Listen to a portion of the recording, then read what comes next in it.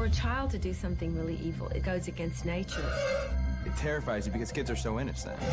It's unexpected. Some kid who is so much more smaller than you, that's the creepy part. It's like having Cupid stab you in the face. You don't see it coming. Deeply unnatural. That's what makes it so freaking scary, dude. Come play with us, Daddy. Come play with us as we count down the 13 scariest children ever seen on screen. These are the terrifying types that make your skin crawl and haunt your darkest nightmares. It's Chiller 13, horror's creepiest kids. Anything that works in horror is the unexpected. Number one, what's more unexpected than this innocent child suddenly becoming a homicidal killer? That's one of the key things about horror, is you never know. The macabre and creepy things, I think it's good to know about that stuff. As an archetype, the psychotic child is absolutely terrifying. When somebody's just kind of off and creepy, it's just kind of like, okay, what's going on? This kid is obviously knows something that I don't know. Could you stop looking at me now? We don't think that children are capable of performing evil actions. We see them as sort of prototypical innocence, prototypes of purity. So when they're put in situations where they act in violent and aggressive ways, we're shocked, we're horrified. I'll put you in your pocket! Some characters can be creepier as children than others. Some can be made creepy, but some are born creepy. These are horror's creepiest kids. He was so conflicted. I think he was one of the most conflicted characters in a horror film. Haley Joel Osment clearly stole the movie. I did not see the twist coming. In fact, I had to watch it again immediately. Number 13. The Sixth Sense is such a great film. It's M. Night Shyamalan's masterpiece. It's the movie that made Shyamalan a household name as a director. He's kind of using horror sort of like a vessel to tell this more dramatic, personal story. The Sixth Sense is in reference to being able to detect the supernatural plane and see dead people. They scare me too sometimes. It's about a boy, obviously, who has the ability to be able to see people who are dead. I see dead people. I see dead people. I see dead people. I see dead people. You know what? I see some dead people sometimes. No? I see dead people. That's a line that just will live in infamy. I see dead people. So scary. The creepiest part of that movie is that Cole sees a whole different world than anyone else, and it's a dangerous world. Being terrorized by these people who he sees, and it's got to be scary for someone little to have to be going through that. Ghosts need something from him. There's something that they haven't done in their lives that Cole can help them with. Once he figures out that this is why they're tormenting him, then he begins to help them, and ultimately this is what he does with Bruce Willis. Dr. Crow, Malcolm Crow, is a brilliant character because he has this unsettled business about failing as a doctor. He has one last chance where he can help this little boy Cole come to terms with it. It seemed very much just like a counselor, you know, helping a child, guiding him through his fears and problems that he's going through. He doesn't want to listen to them. They've been scaring him. Maybe they want something, and you are the person with the power to help them in the real world. So he finally sits and he listens and he helps, and that's when we see the vomiting girl. Help me! It's revealed that this young girl was actually being poisoned by her mother. Munchausen's by proxy, the disorder where you make your kid sick to basically get sympathy, often ends up the kid dying, as it did in this case, and she's got a little sister and she's doing the same thing to her. So Cole saves the day. The girl's mother scares me the most in The Sixth Sense because she's literally killing her own child. That upsets me to the nth degree. I think parents who do terrible things to their children all deserve to be handed their due. It was important to the girl to get a sense of justice, to see that this woman was punished. she reaches out to Cole. There's a video taken of the mother poisoning her, and she wants the father to know what happened. So then he now has a purpose. And the movie takes a change here from being like, I don't understand this, I'm terrified, it's scary, it's a creepy, scary movie, to, okay, we're going to become like a crime-solving. Private Eye for dead people. We're assuming that this audience has seen The Sixth Sense. If you haven't seen it, stop watching this moment, pause it, Watch The Sixth Sense and then come back, because I do not want to be the person that ruins it. To tell you that Bruce Willis is a ghost the whole time. The most memorable scene is when Bruce Willis figures out that he's dead. Because luckily, I didn't know. I was very surprised. I did not see it coming. It was a great moment. You felt the chills. I was surprised by the twist. I was surprised too. I remember sitting in the theater and thinking, there's some continuity problems here, but it's okay. And then when the movie's over, you realize those weren't continuity problems. In fact, nobody could see Bruce Willis but the little boy. You watch and then really want to immediately watch again so that And you can want to talk see exactly the scenes where you know that he was a ghost and interacting with these And then students. you're realizing, you're like, oh my goodness, and it totally makes sense now. Every time I watch The Sixth Sense, I always look for the clues that M. Night Shyamalan put there from the beginning. The great thing about it is that that movie works whether you know the twist or not. It's a really strong movie with two protagonists. It's not just Cole's movie, it's not just Malcolm's movie, it's both of theirs. I don't think Cole was that scary, but the fact that he had this sixth sense was creepy in itself, because what child can see that? When a little kid really does live in the moment, as an actor, it's phenomenal. In a scary movie, it's even more powerful because you feel so much for them. You want to reach out and you want to protect them. It's very easy to sympathize when you have such a great child actor. I mean, you got an Oscar nomination for it. The Academy never gives Oscar nominations to horror-type movies. It's a town full of kids. It's a film about a cult of children. I spy with my little eye something that begins with C. Corn. What is the thing in the corn? Number 12. Children of the Corn is about this group of kids led by this fanatical mini preacher. They're from this old world, cultish, religious background.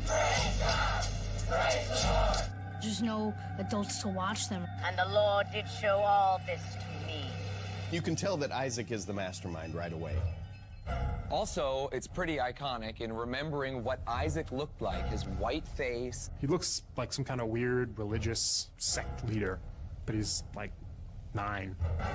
He actually looks like a little priest. He has this odd hat.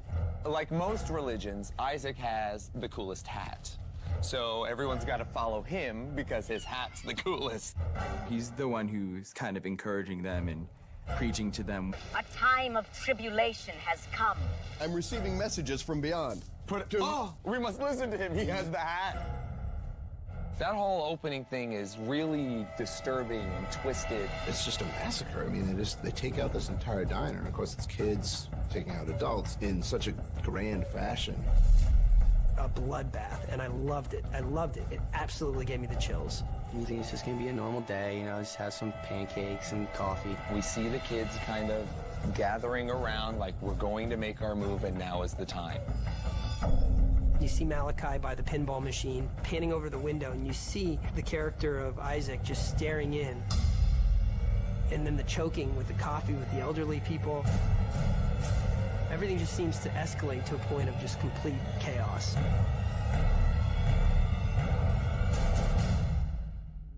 When you hear Malachi, you think Children of the Corn. Malachi's the creepy one. Malachi is his, like, right-hand man. He kind of carries out what Isaac wants to do. Malachi comes along, he's even more about killing. Let's kill. Bring him the blood of the Outlander! And Isaac's like, whoa, wait a minute. That's ridiculous. You're out of control. You are way too violent. Yeah. That's not what he wants us to do. Even Follow though his I rules. slaughtered the town of grown-ups, you know what? You need to back off. Malachi leads some of the other kids against Isaac, so there's a bit of a power struggle. Question not my judgment, Malachi. He eventually takes over near the end after he gets sick of Isaac's crap. Shut your mouth, Isaac. You don't pry one apart from us. He was kind of psychotic. He liked the thrill of it, got into it. None of you will be forgiven! All of you shall feel his wrath! They worship he who walks behind the rose, who's the god who lives out in the corn somewhere. Who is he who walks behind the rose? I have no idea. I watched the marathons on Sci-Fi, and I still have no idea what the hell he who walks behind the rose is. I thought it might be some kind of giant gopher or rabbit. It's like a giant groundhog. Yeah, like some kind of mole. Right, it's like Caddyshack gone bad. Right, all of a sudden it's like, oh, the gopher's really pissed, and now he's going to kill adults. It was almost the energy of the collective children's imagination, or a demon, or some kind of ancient god. Isaac says the thing in the corn is speaking through him and telling him to kill. I am the giver of his word. Kids marching around town like that is absolutely terrifying. When kids have no fear of adults and they have no fear of authority, it's very, very frightening. And this movie has the iconic creepy kids in it, Isaac and Malachi. You can't get creepier than that. Coming up next. I think vampire children are especially creepy. He's just this crazy, all-powerful, immortal little girl that just does whatever she wants. She was so sweet that it was actually creepy. That's why I jump out of my bed, because I'm afraid something's gonna come and grab me. When we return with Chiller 13, horror's creepiest kids.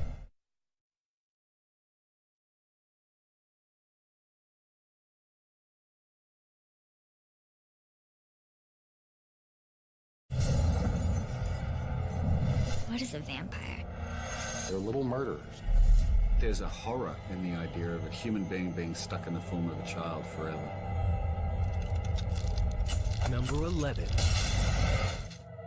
Kirsten Dunst's performance as Claudia is amazing in this movie. You see both the innocence of childhood and yet the knowing evil side of being a vampire. It killed them, unfortunately. Claudia is a classic example of a child vampire because we actually get to see her exist as a child. The thought of a child maturing mentally and not physically is pretty creepy. I think vampire children are especially creepy.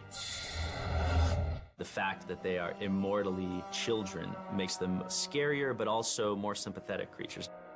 An adult vampire can control its urges. When a child's a vampire, there's no controlling that child. She's just this kind of crazy, all-powerful, immortal little girl that just does whatever she wants. You get a sense that she's living life against her own will. You could be 300 years old, you're still perceived as a child. To live forever and be stuck in that form is, I would imagine, torture. Yes. She realizes that she's been handed a raw deal. That potentially makes a vampire more evil because that twists any individual up. I never got a childhood. I can't enjoy it because I go around eating people. She eats everybody. She kills her dressmaker, her doll maker, her piano teacher. She blames Louis and Lestat for this hell that they've doomed her to. She gets 2 kids that she kills and then tells Lestat that she's drugged them so that they're still alive. She feeds him these 2 young children. Twin little boys, this is perfect for you, Lestat. And that's when she got some revenge. You let me drink dead blood? They're already dead, and the dead blood kind of poisons him. One lesson you taught me. Never drink from the dead. And then he gets his throat slashed. Put me in my coffin. I'll put you in your coffin! He rips his neck right open. She took T. Cruz down and was like, yo, T. Cruz, I'm really mad that you did this to me. That showed a very old, twisted soul in a very small body. Louis realizes that he's just no good and he can't take it anymore, so he goes to France and he befriends this group of vampires. They are not happy with the fact that there's a vampire child. She's a child vampire, and that's not allowed. And 2, she's killed a fellow vampire, which is the biggest taboo in the vampire world. Penalty for killing another vampire is death. They take Claudia and the woman who was to be her mother figure, throw them in a... Like in a well, like an empty well. There was an open hole at the top. They hold on to each other, and then this bright sun comes over, and they're like, no, not the light, and the light's creeping in closer to them. That's when it starts burning them. And they scream, and it's like, Break to ass. ash. Han Solo in carbonite. That is one of the most amazing cinematic scenes when he comes in. They're just all that ash and he touches them and it just like crumbles. The trickle effect, all the ash, and they just dust, and it's blowing in his face. Oh, it's so good. Just so good. Poor kid. She didn't see that one coming. No.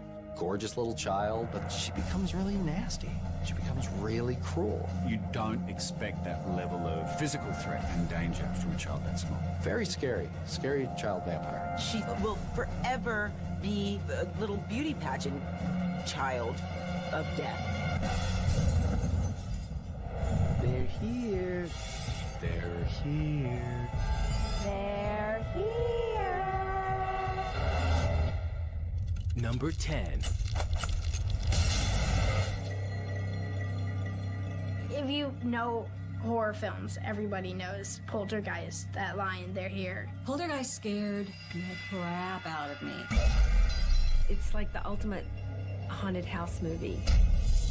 It's kind of a predecessor of The Ring a little bit in the sense of ghosts coming through a television set and haunting people. It brought the kind of blockbuster feeling of the Spielberg movies to horror. It starts with stuff that's relatively subtle, and then it just builds to this huge special effects blowout.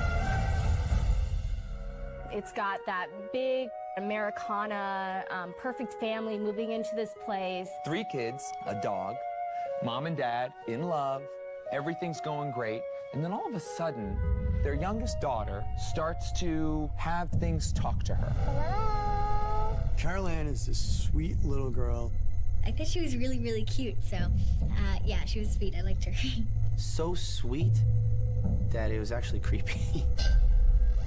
She seems to be the main target for the poltergeist for whatever reason. A poltergeist is a ghost who can make things move, have a physical impact on the world around them, as opposed to just haunt. What they were told about the poltergeist in the beginning was that it would just be a nuisance. There's this great moment where Carol Ann is in her parents' bedroom, and the broadcast for the day is over, and then this white screen comes up with her. The idea that all of a sudden the snow was really this secret signal to this other world where they were gonna capture you was really frightening. The static is loud. The child hears it, sees it. She goes right up to the TV. This huge electrical comes out and like makes this big burning hole on top of the bedroom, and everyone's like, what's going on? What's going on? This is weird. And then it cuts, and then Carol Ann's face turns, and she looks at the mom and dad, and she says, They're here. They're here. Who's here? Who? What are you talking about, they're here? How do you know they're here? She can see them. UPS isn't expected until 11 a.m. So creepy. Children can see and hear things that adults can't because we have all sorts of preconceived notions and things blocking us from seeing it. But Carol Ann is just an innocent, and in this case, she can see and hear the ghosts. Since she can hear them, they kind of take her hostage. Keeping her hidden away from the family somewhere in the house. If my child got sucked into the television and she's in some other dimension, how scary is that? Our imagination went wild there. Hearing her voice calling for help, saying there's people coming after her is just, that's horrifying. And this is where Carol Ann gets very, very creepy. Yeah. And this is where she stays. She stays this kind of creepy the whole way, is you start to hear her voice in this vacuum kind of played forward, played backwards.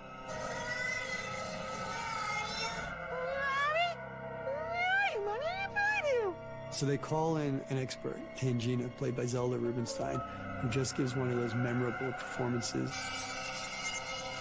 Tangina is the medium that knows how to deal with this poltergeist, how to get Carol Ann back. Of course, she's creepier than the damn poltergeist. Y'all mind hanging back? You're jamming my frequencies. Carol Ann, go towards the light. There was something very scary about her. She, to me, was probably the scariest part of the film for me. That is one creepy kid. She is the creepiest kid in the whole movie. Yeah. She's ultra creepy. The scariest for me was when the brother was in his bed and being tormented by the deranged clown doll. I mean, from the beginning, it's a clown, so you know something's up with this. Who puts a life-size clown doll sitting in a chair staring at you while you're sleeping? I would never buy that for my kid. That's freaky as hell. Why would you want to put that in your room? I had a toy clown. I didn't have it long after I saw Poltergeist. That thing went out the window. That's why I jumped out of my bed, because I'm afraid something's gonna come and grab me. Little do I know that it's actually on my bed. It's got some really, really scary stuff for a young audience. There's Carol Ann who gets kidnapped away by the spirits. That's creepy. That's weird. She is probably a little demon herself. I still would have left her. Hell with that Carol Ann. Troublemaker. Coming up next. The kid writes red rum on the wall in lipstick, and then he stands next to her bed and does the weird creepy finger thing. Red rum, red rum, red rum, red rum. It's a sweet love story that also involves a lot of murder and beating blood to a 12-year-old. When we return with Chiller 13, horror's creepiest kids.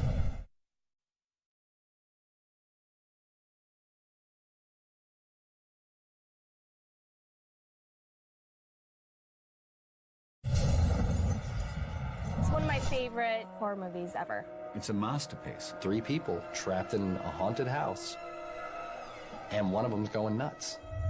Number 9.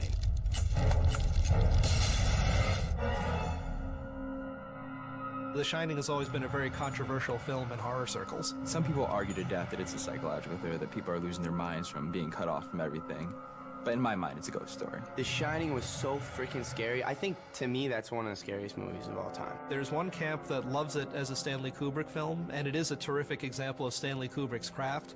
And then there are the fans who look at it as a Stephen King adaptation and despise it, because it really does variate a lot from Stephen King's book. It's one of those horror films that just gives you the chills. It was dark in nature, but not in lighting. One thing I remember watching how bright it was, actually, which I guess in many ways just kind of seduced you into it more. There was something eerie about the brightness of it. It's really terrifying. Traveling through the halls of the Overlook Hotel behind the little boy with the wheels turning, the little girls coming around the corner. The tracking shot, tricycle down the hallway, going around every corner. You know something's going to be around one of those corners.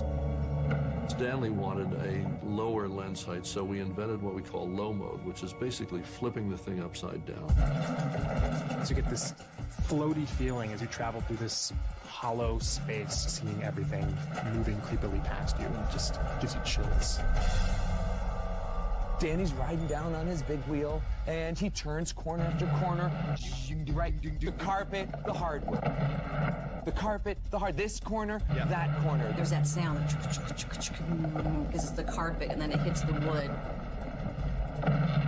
I had the microphone on that for the first shot that we did that way, which was chasing Danny on this big wheel thing. None of us had any idea how amazing the sound was of him on floor and then rug and floor. A phenomenal scene, and we're in the dailies the next day, each of us trying to take credit for this phenomenon.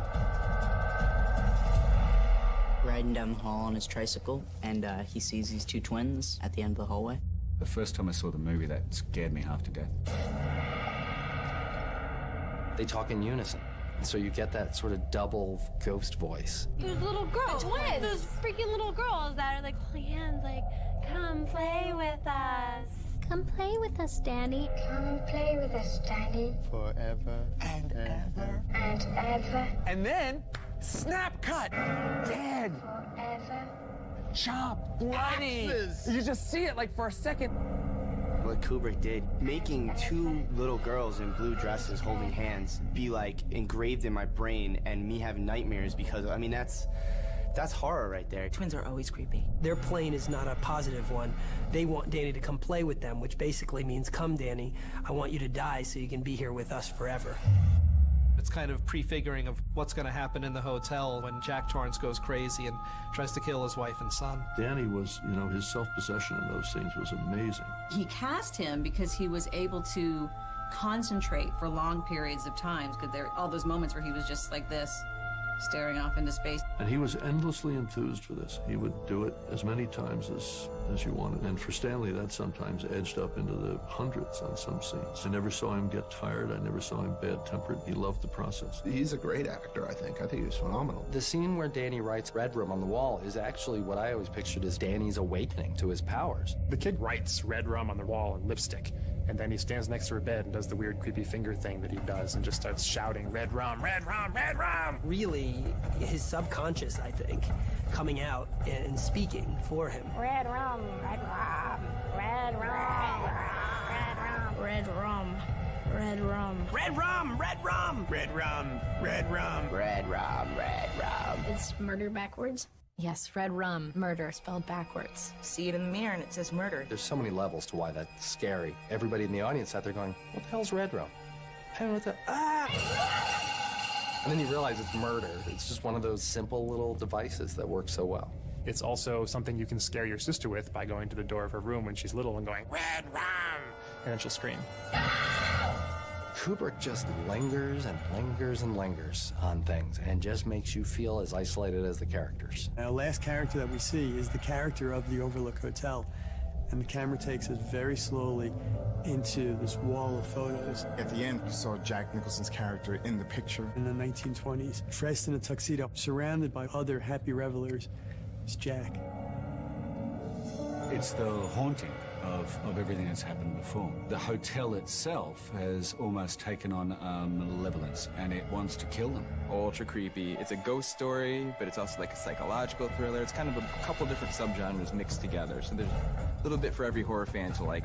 It didn't do as well necessarily as Friday the 13th, but over time, more and more people saw The Shining and appreciated it for what it was. Stanley's marketing guys called The Shining a masterpiece of modern horror. Shining, all-time greatest thriller horror movie of all time. Even though she's this powerful creature, she's very much a child. I mean, it would suck to have to drink blood all the time. They live forever, right? Forever. That's the scary part. Number 8.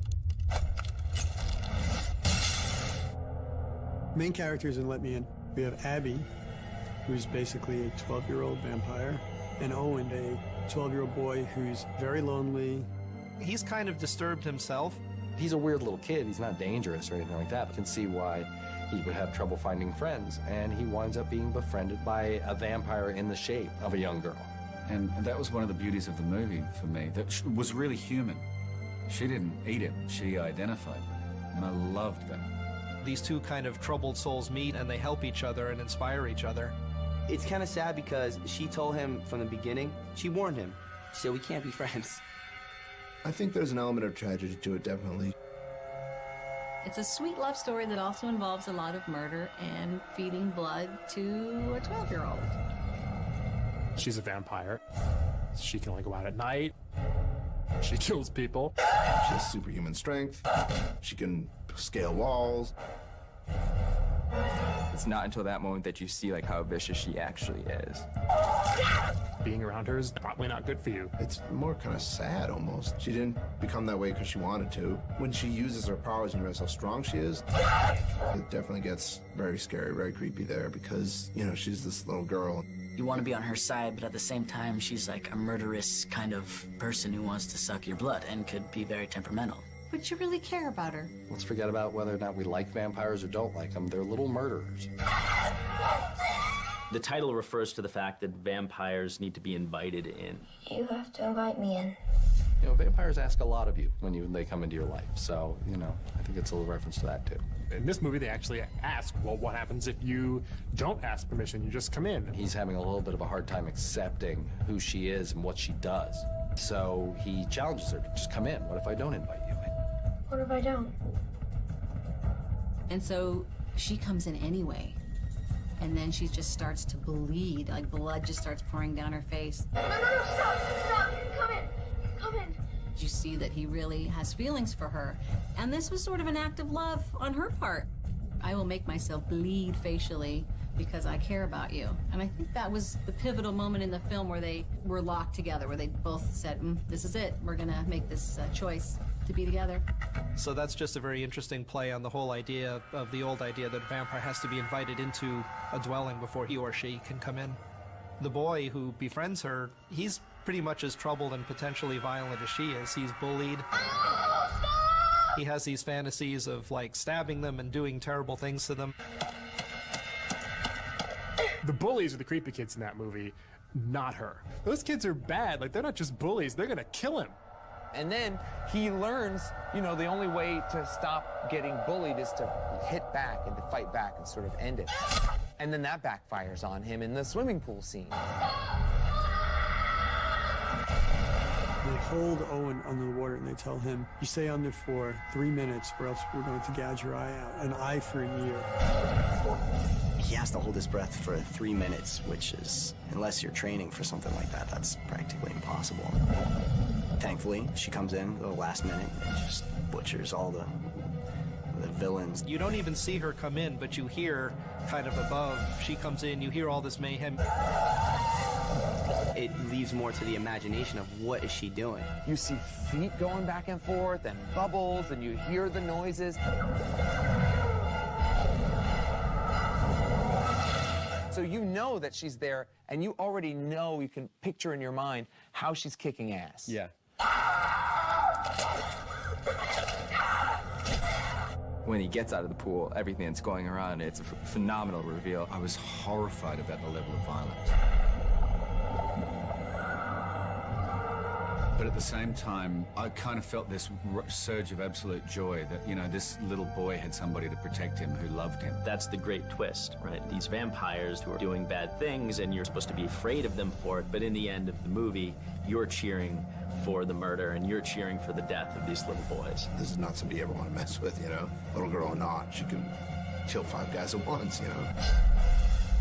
Coming up next. The cold look of a killer, but in a little ponytailed girl. Don't be a baby. I know what I'm doing.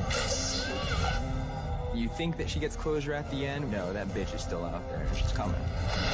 When we return with Chiller 13, horror's creepiest kids.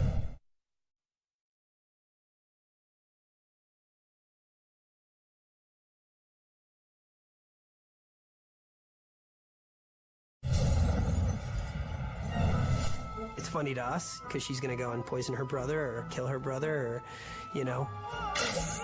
I remember torturing my brother as a kid. I think for her age, yeah, she's very smart, conniving little evil girl. Number 7.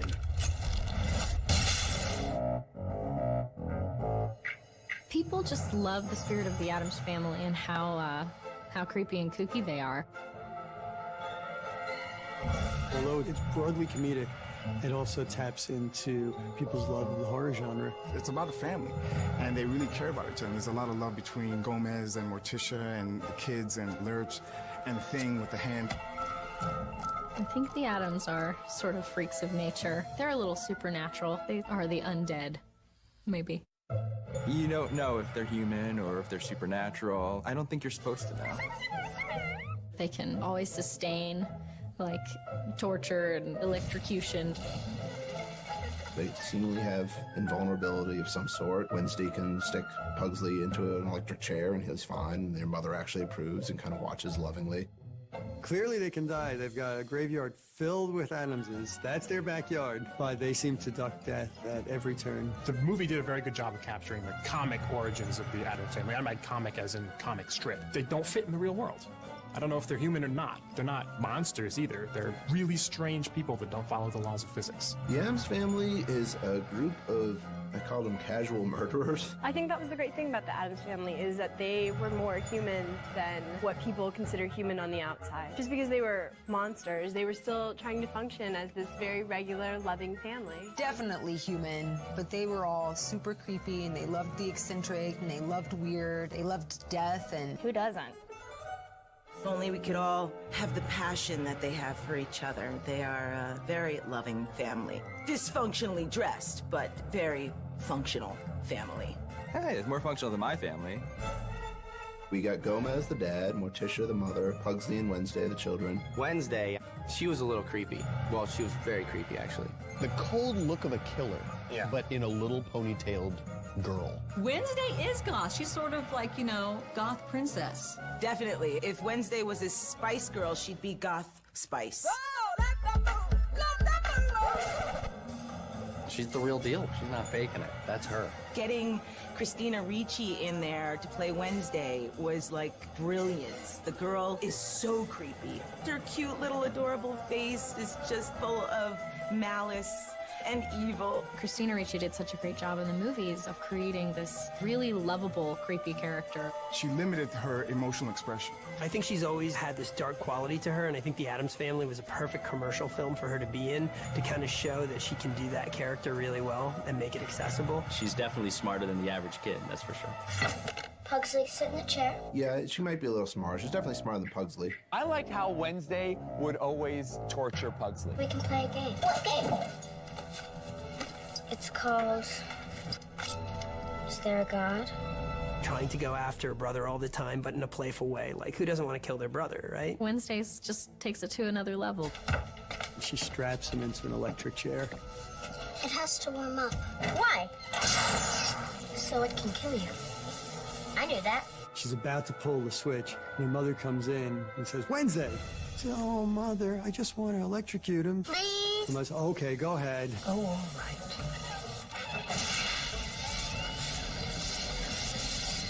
Wednesday is somebody who totally owns who she is. She's the most self-aware of all the creepy kids we're talking about. She knows she's creepy, and she loves it. She's awesome. I love her. I love her.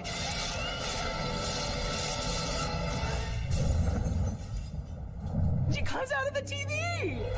Oh, God! She's the living embodiment of a grudge. She's just gonna kill you. And that's it. Number 6.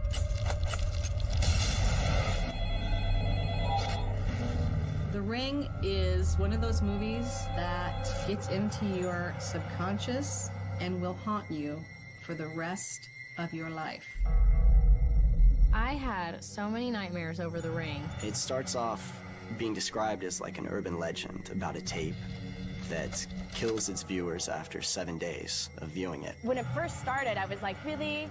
A video kills people? Come on. The tape is all these clues about what happened to her in this kind of vaguely incoherent student film sort of way, with flies crawling on the screen and wells and flashy shots and rings. Things she's seen in her life are kind of in that video. The content of this videotape was, I thought, particularly scary.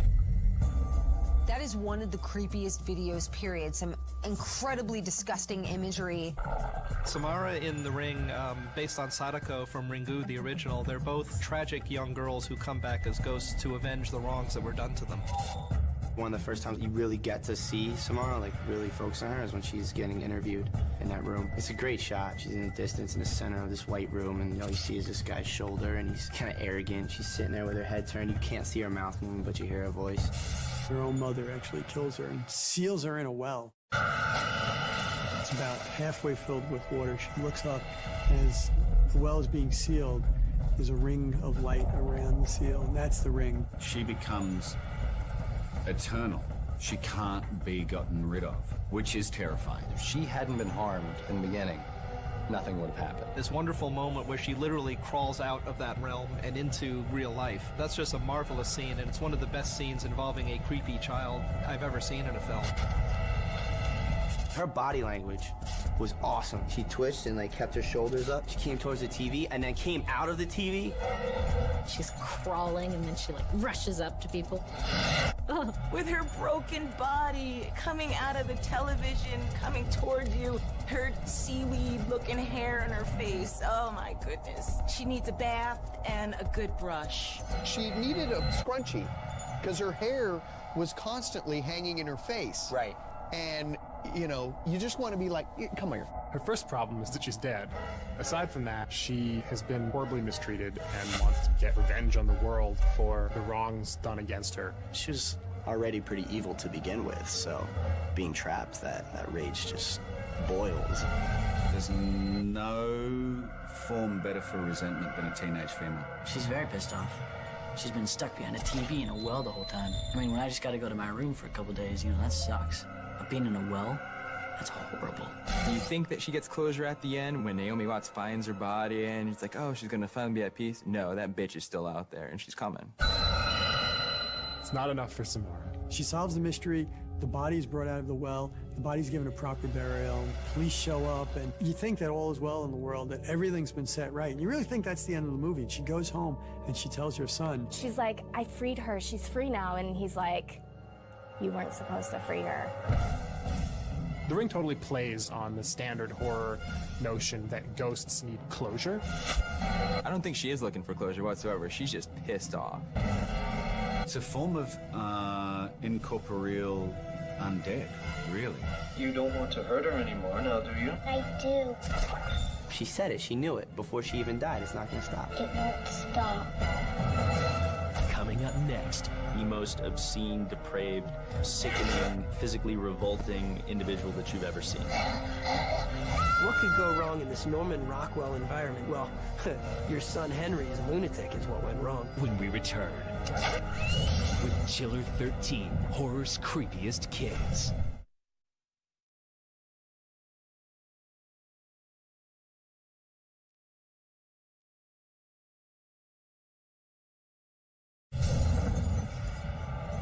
Most frightening movie ever made. Yeah, it's gonna blow your mind. It's about real evil. Demons! Number 5.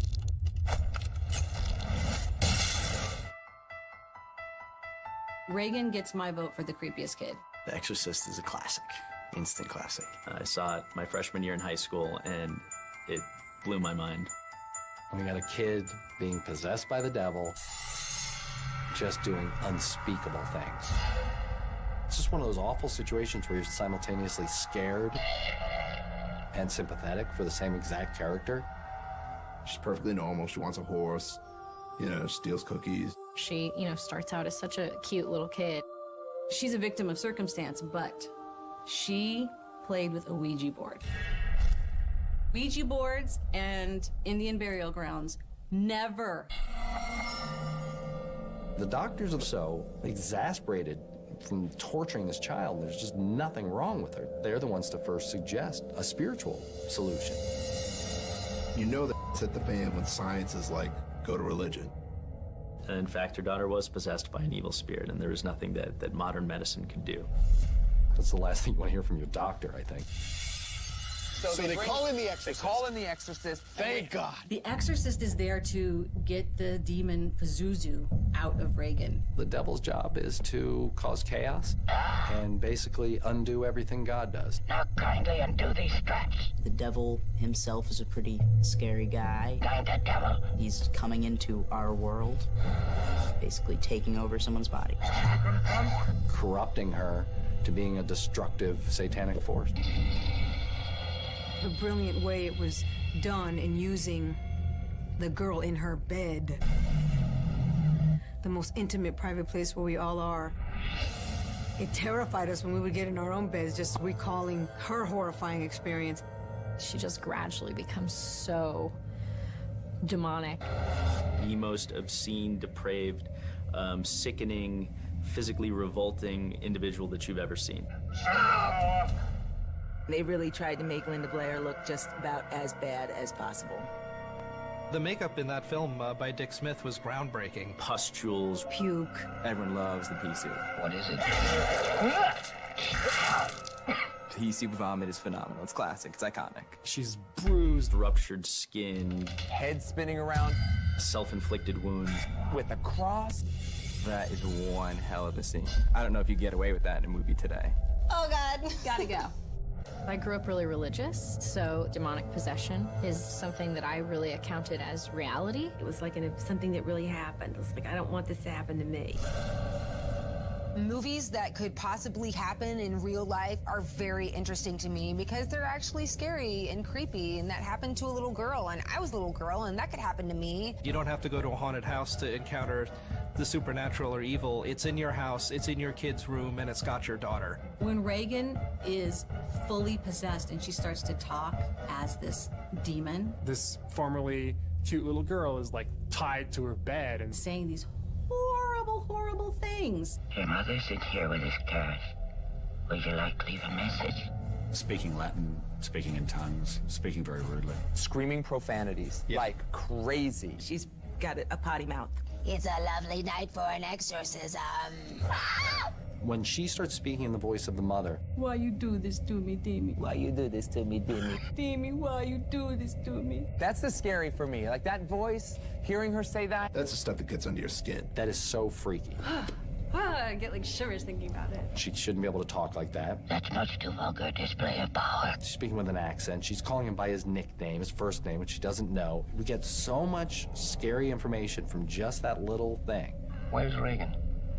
In here with us. In order to save the child, has to then commit one of the worst offenses against God that you can, which is to kill himself. And he pushes her and he's like, take me! Take me! The devil goes from her and just right into him. You see his eyes start to go green and his face gets all weird.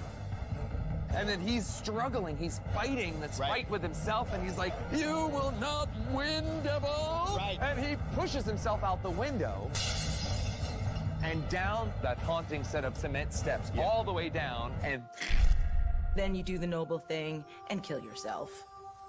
Save us all. And then you see Regan is back to normal. Mommy, mommy. She doesn't know what happened. She's scared. Because it's a little girl and not an adult who's being transformed into this horrible creature. That all combined to really kind of rock audiences back then, and it hit them with something they had never seen before in a film of that stature. Every part of that movie is like imprinted in my brain. It sticks with you. It scars you for life. I'm still traumatized. That movie, man, she gets a gold star for freaky, freaky, freaky little children. Everybody thinks Henry's this perfect angel. He's psychotic. She has a monster on her head. Sure doesn't look like a monster, but he's a monster. Don't ever forget it. Number 4.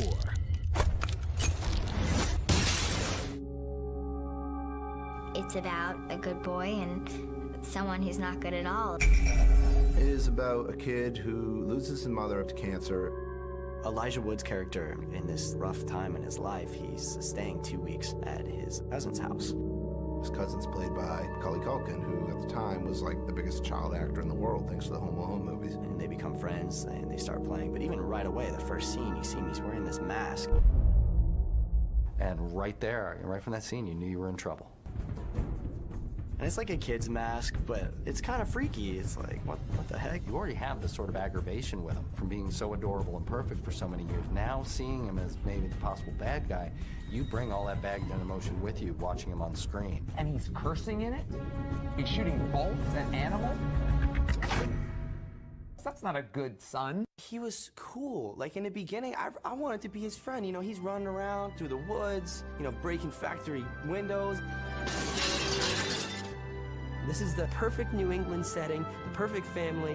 What could go wrong in this Norman Rockwell environment? You don't know what he is. Well, your son Henry was a lunatic is what went wrong. Mark first realizes that his cousin is completely nuts when he takes Mr. Highway, this freaky-looking doll that he's created the size of a human, to the top of an overpass. There's this highway overpass. I think we should go up there and throw a mannequin off, just to see what would happen. Throw a mannequin, but we can get in trouble for that. How? All we're doing is just throwing it off into some cars. Mark still doesn't quite know what's about to happen. But then Henry boosts Mr. Highway over the overpass. Boom, right down on the highway. And he causes this massive 10 or 15 car pileup. He loves it. He's laughing and he thinks it's the most fun thing he's ever done. And Mark is just freaked out.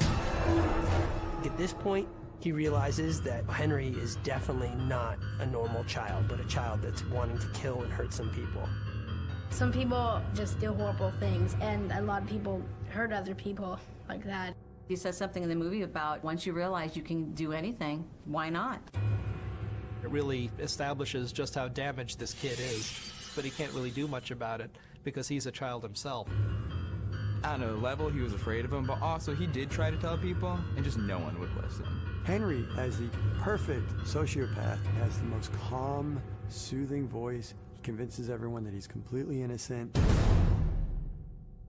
And would also turn the tables around to the parents to make the parents think that Mark was actually the bad son. Please stop. The movie builds to the end because you hate this guy so much. The best scene in The Good Son is the final scene when the mother asks him whether or not he killed his baby brother, whether or not he drowned him in the tub. He says, so what if I did? The one button that Henry should never have pushed was that button. And that button gets pushed and it's like a roller coaster. That's especially kind of crazy. So there's a wrestling match that ensues, and now there's two kids hanging off of the mother from one arm and the other arm, and what's she gonna do? Get up, pull up! She can't save both of them. She doesn't have enough strength to pull them both up. Henry, who had just tried to kill his mother, tells her, "I love you, mother." He says it so sweetly. And she's got to make a choice whether to let him die or let Mark die. It's like the horror version of Sophie's Choice. You get Sophie's Choice. Jeez, you know, how did you knowing one should die? You as the viewer put yourself in the position of the mother. Who would you say? By that point, everyone in the audience is like, drop him, kill him, he's bad, get rid of him. Home Alone's pretty successful, but Lord of the Rings is coming too. Later, Home Alone! The audience goes crazy and applauds, so it definitely works in the context of the film. It was tough to watch, but you were cheering for him to be dead at that point in the movie. He did such a convincing job that you wanted to see him go. Coming up next. Let's bring the misfit into our home. What problems could there be? She is killing people and trying to seduce husbands. What are you doing? He has to be the youngest child killer in movie history. When we return with Chiller 13, horror's creepiest kids.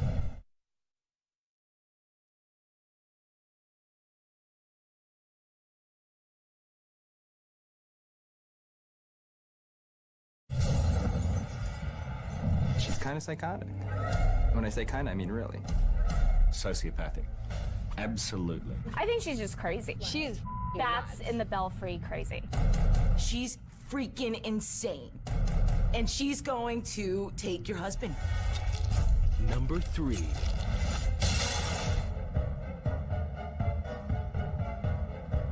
I think that's one of the best horror movies of the past 5 years. Orphan is an interesting film because, yes, she's a creepy kid, but she's not really a kid. Kate and John, the parents, are going out looking to adopt this child. They had lost a baby, and they were looking to adopt as kind of the replacement to fill the hole in their hearts. So they went into this orphanage, and they were looking around. None of the kids appealed to them, except for Esther.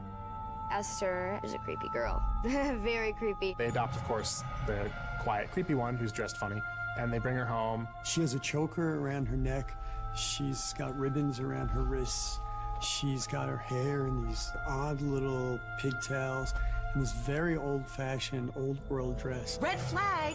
Red flag, guys!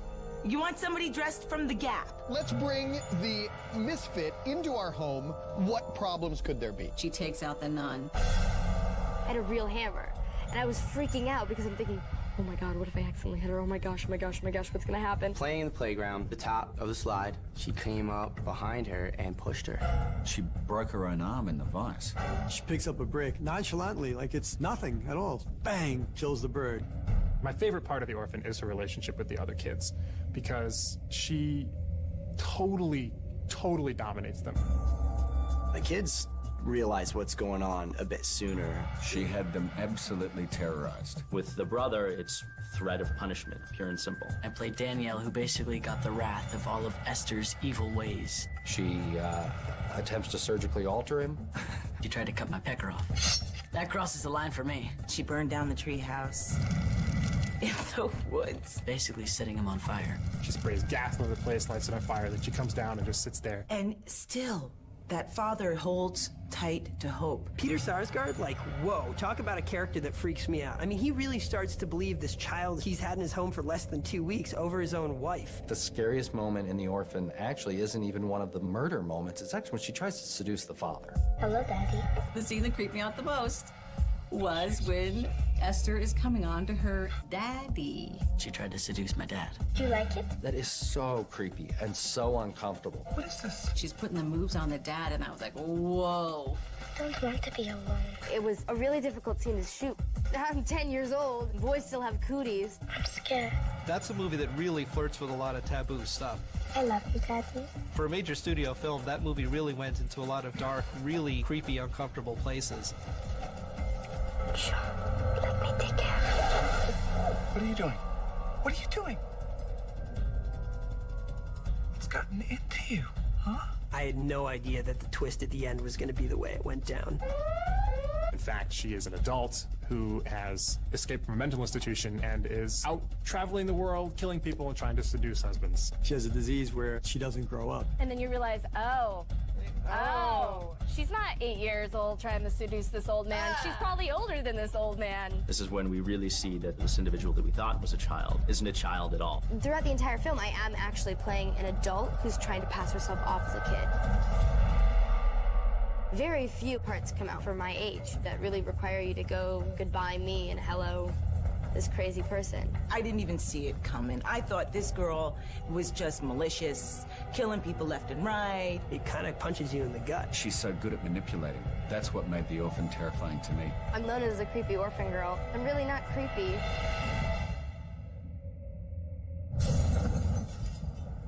Gage just wants to play. He has to be the youngest child killer in movie history. It was the evil zombie baby that goes around cutting everybody up. Number 2.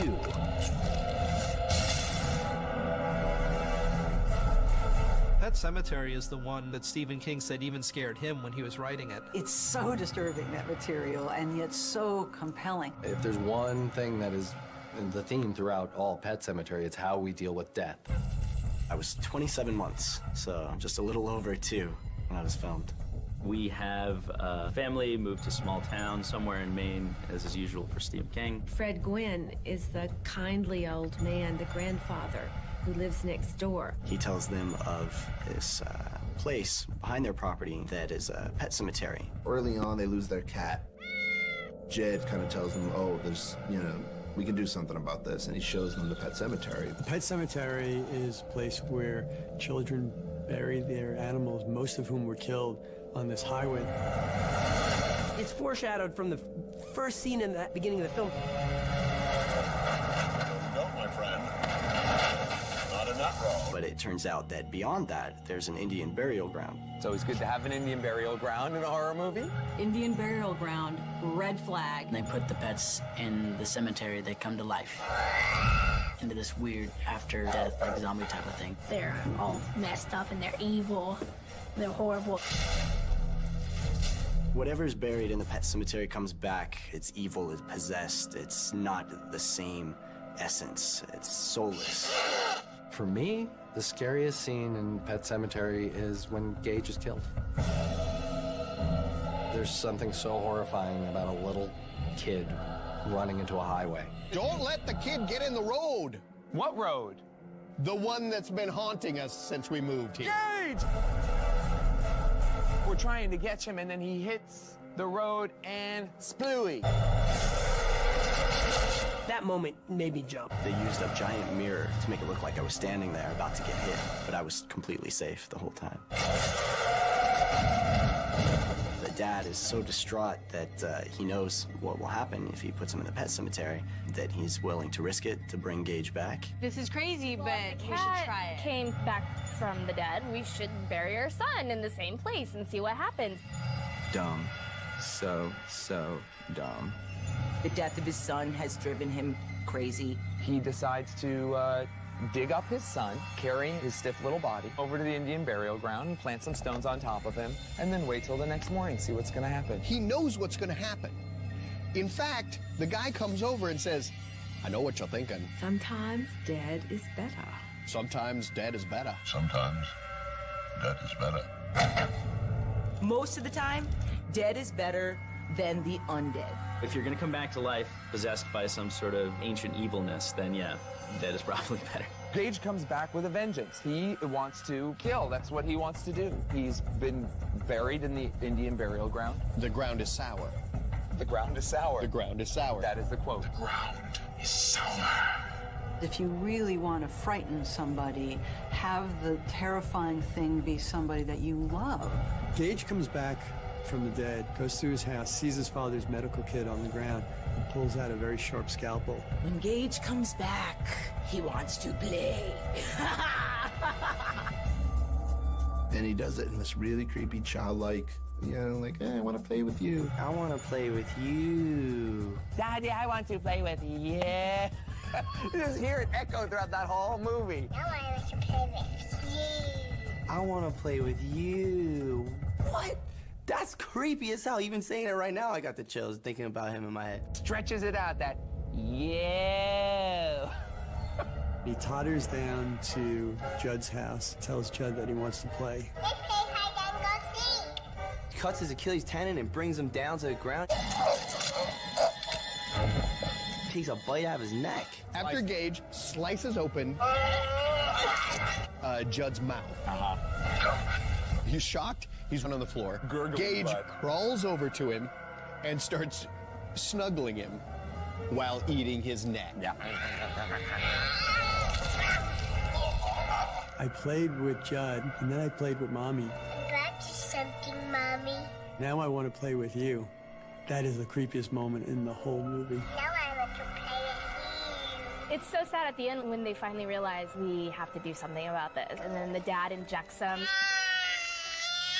He actually kills his son with some sort of injection from his medical tools. He gets shot up in the neck, and he's like, ow, no fair. No fair.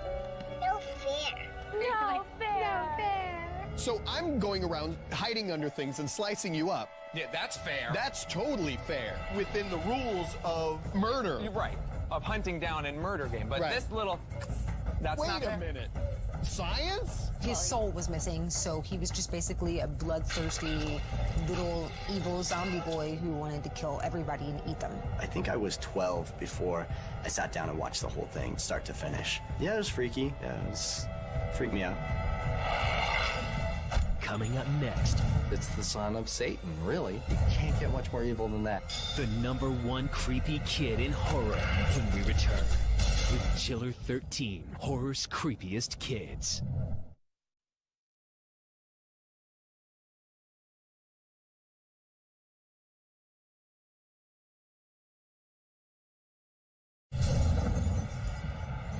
He's just straight evil.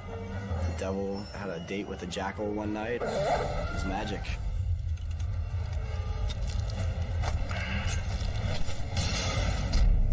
The Omen is the ultimate bad kid movie. It's the son of Satan. But he always just looks like this cute little kid, even up until the end.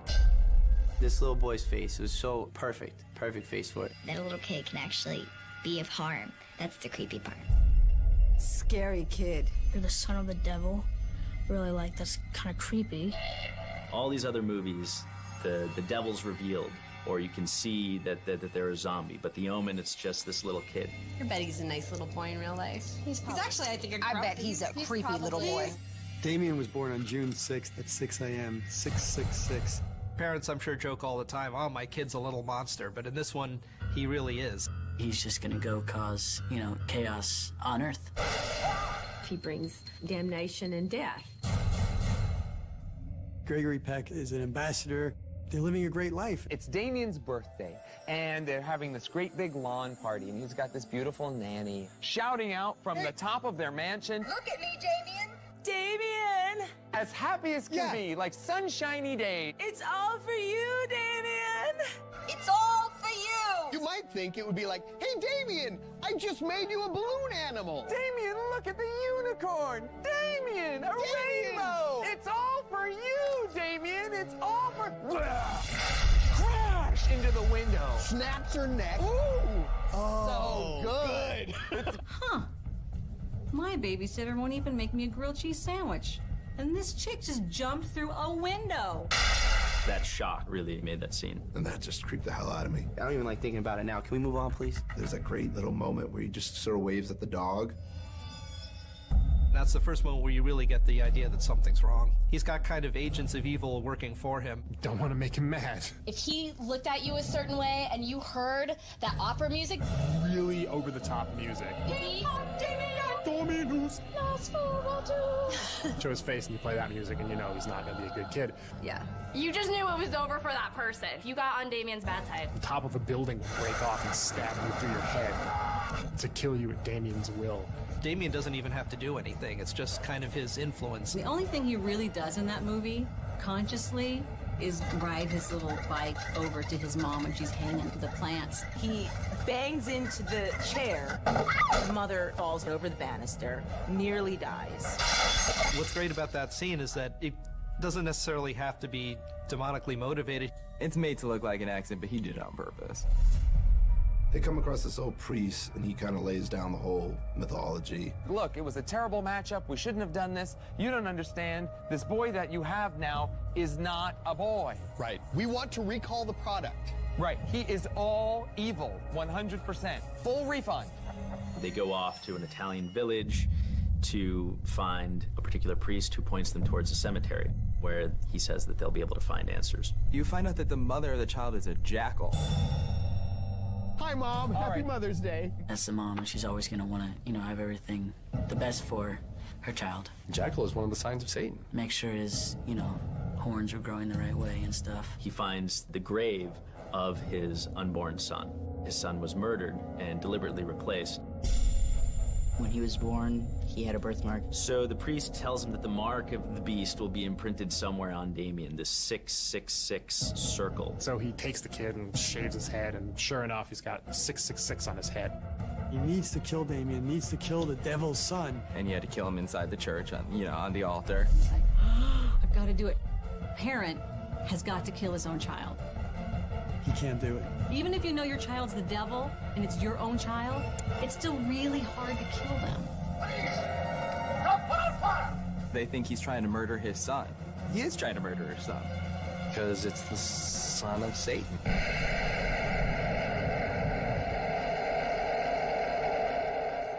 Final rest, do we commit these two and entrust them unto our Lord? He's holding hands with the president and the first lady, and we realize that he's going to be taken in by the president.